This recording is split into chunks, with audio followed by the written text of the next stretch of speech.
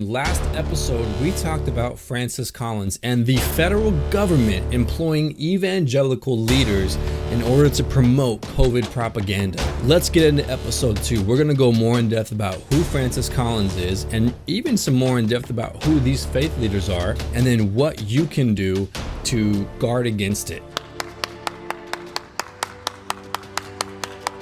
As you know, your mind is a garden and you're responsible for either letting weeds grow or cultivating it and letting the right kind of plants grow. That all comes with what you focus on, what you listen to, and who you admire. I think it's really important that we make sure that the people we admire and the people we listen to are on the truth, are on the side of the truth, and not are coming from an idea or what they think the truth is. A man and a woman. So let's get into this. Francis Collins, we learned last time, met Rick Warren in Davos for the World Economic Forum. He was appointed in 2009 by Barack Obama for the National Institute of Health. He's Dr. Tony Fauci's boss. So let's look at a little bit more of the things he said in the past. Know that developing allyship is critical as we continue to make NIH and the world a more inclusive place for all. This official message from Francis Collins celebrating Pride Month. What about unvaccinated? In this clip, he says unvaccinated Americans should not travel. Check this out. If you're not vaccinated, I would say travel is really not a great idea because you are in a very vulnerable place now with Omicron. Well, that's his views on people traveling. What about his views on church and public schooling? He actually believes that going to public school is more important, having your kids indoctrinated is more important than your ability to go to church.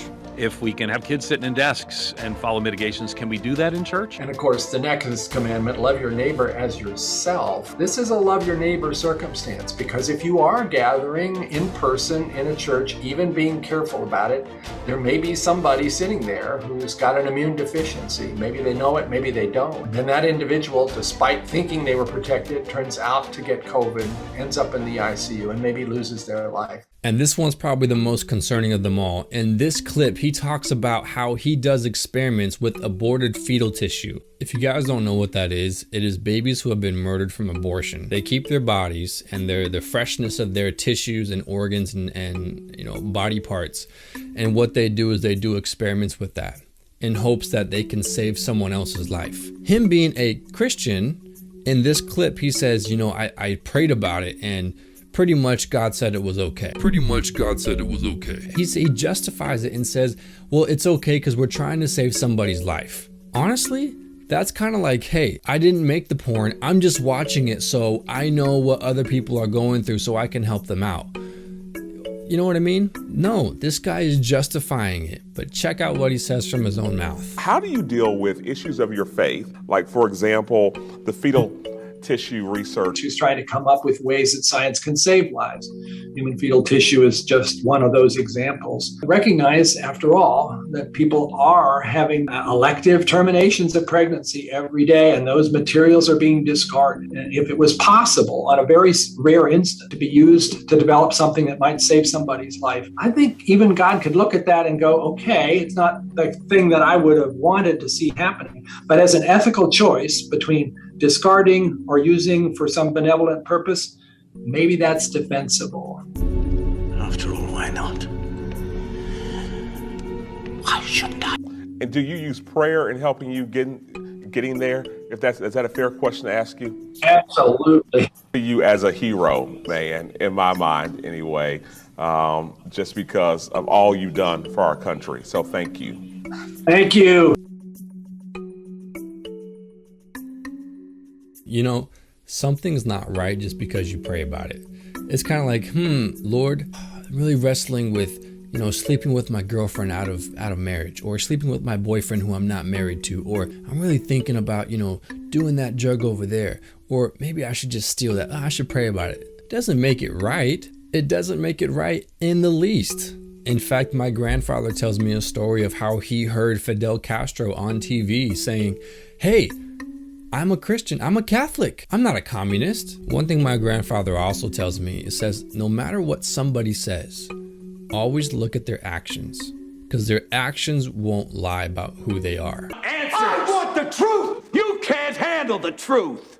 Here's some of the last stuff we're going to go over with Francis Collins, and then you can do your own research. The program funded by the NIH, it is focused on harvesting a massive number of aborted fetal kidneys and bladders, other organs that they want to have the University of Pittsburgh be a, quote, distribution hub, harvesting from infants who are delivered alive or fully born, and then they're killed by cutting their kidneys out. Up to $3 million in just this most recent study alone from taxpayer funds to use for these experiments. And I mean, we're talking about grafting aborted babies' scalps onto lab rats. Now, for Christianity, abortion, homosexuality, and these other topics, even treating animals right for gain-of-function research, those are non-negotiables. This man is who these preachers... He and I have been friends for many, many years. I'm pretty good friends, by the way, with Francis Collins. I've been on Team Francis Collins for a long time. We're part of the same book club. I'm so excited to have with us today Dr. Francis Collins. Aside from being a physician and a scientist, he's also an evangelical Christian. We just wanted to thank you so much for your service to the Lord. He's a very committed Christian.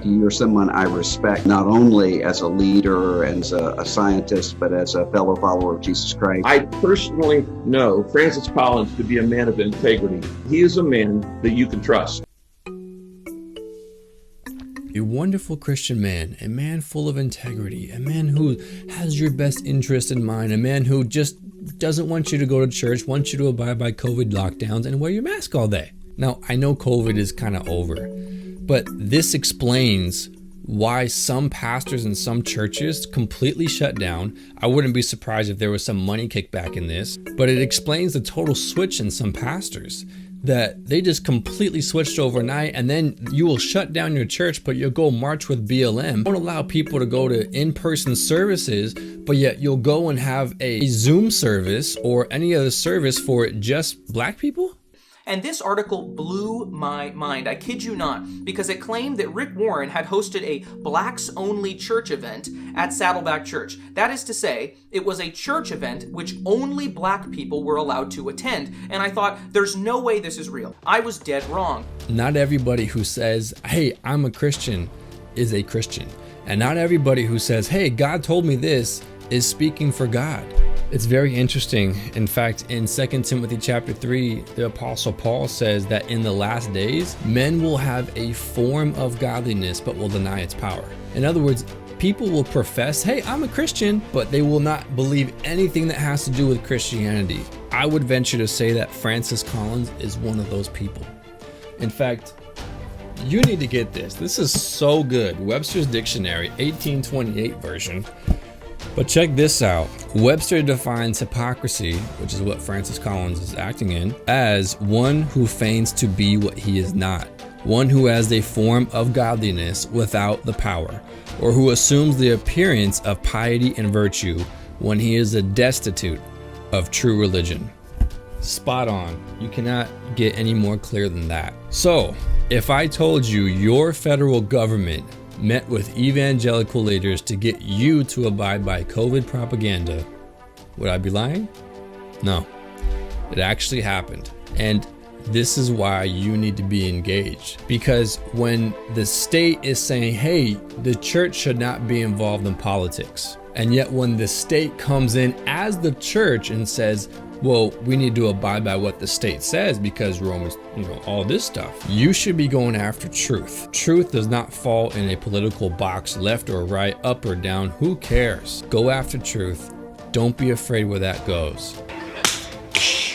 I believe truth is found in the Word of God. That's where our founders got truth from, and that's why our nation is the way it is. That's why it's so great. But that foundation will go away if we listen to woke leaders and woke people like these pastors and also Dr. Francis Collins. You want to know who to look up to? Look for somebody who their words and actions line up, but not just if they line up. I mean, Hitler's words and actions lined up. You know what I mean? You want someone whose words and actions line up as they go up to God. And we believe that is based on His Word. That's where we get truth from. Very interesting stuff. Share this with a friend. This stuff's kind of like cockroaches. They don't like to be in the light. As soon as you shine the light on them, they go scurrying everywhere.